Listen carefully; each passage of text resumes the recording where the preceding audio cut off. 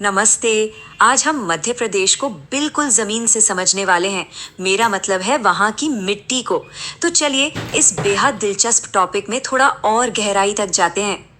तो देखिए, मध्य प्रदेश का जो सॉइल मैप है वो किसी रंग बिरंगी चादर जैसा है।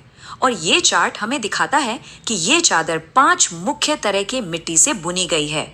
इसमें सबसे बड़ा हिस्सा लगभग आधा काली मिट्टी का है। लेकिन कहानी सिर्फ यहीं खत्म नहीं होती। बाकी के जो प्लेयर्स हैं उनका रोल भी बहुत इंपॉर्टेंट है। तो चलिए सबसे पहले बात करते हैं यहाँ के राजा की, यानी काली मिट्टी की। ये मध्य प्रदेश की सबसे प्रभावशाली मिट्टी है जो राज्य के लगभग आधे हिस्से पर फैली हुई है। अब ये मिट्टी मिलेगी कहाँ? ये आपको राज्य के एक बहुत बड़े सेंट्रल और वेस्टर्न हिस्से में मिलेगी, जिसमें मालवा का पठार और नर्मदा घाटी शामिल हैं। सोचिए, इंदौर, उज्जैन, नर्मदापुरम, ये पूरा का पूरा बेल्ट काली मिट्टी का गढ़ है। अच्छा, इसे कपास मिट्टी या कॉटन सॉइल क्यों कहते हैं? जवाब बिल्कुल सिंपल है, क्योंकि ये कपास उगाने के लिए एकदम परफेक्ट है। पर बात सिर्फ कपास की नहीं है। मध्य प्रदेश को जो सोयाबीन स्टेट का टैग मिला है ना, उसके पीछे भी इसी मिट्टी का हाथ है। इसका जो काला रंग है वो टाइटेनी फेरस मैग्नेटाइट की वजह से आता है और ये मिट्टी आयरन और चूने से भरपूर होती है।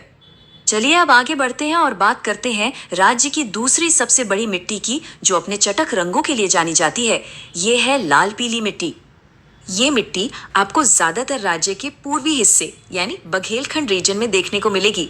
शहडोल, सीधी और अनूपपुर जैसे जिले इसी मिट्टी से ढके हुए हैं।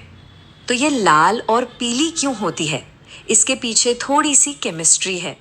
जब इसमें फेरिक ऑक्साइड होता है तो इसका रंग लाल होता है, और जब इसी फेरिक ऑक्साइड का हाइड्रेशन होता है, मतलब जब इसमें पानी मिल जाता है, तो ये पीली हो जाती है। और ये मिट्टी चावल की खेती के लिए सबसे अच्छी मानी जाती है।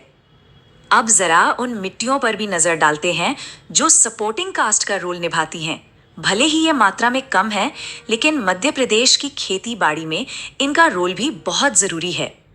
तो सबसे पहले है जलोढ़ मिट्टी या एलुवियल सॉइल, जो उत्तरी एमपी में मिलती है तो सिर्फ 3%, पर यह सबसे ज्यादा उपजाऊ है।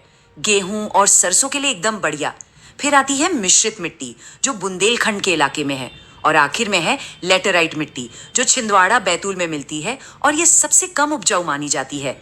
इसमें ज्वार, मक्का जैसी फसलें उगाई जाती हैं।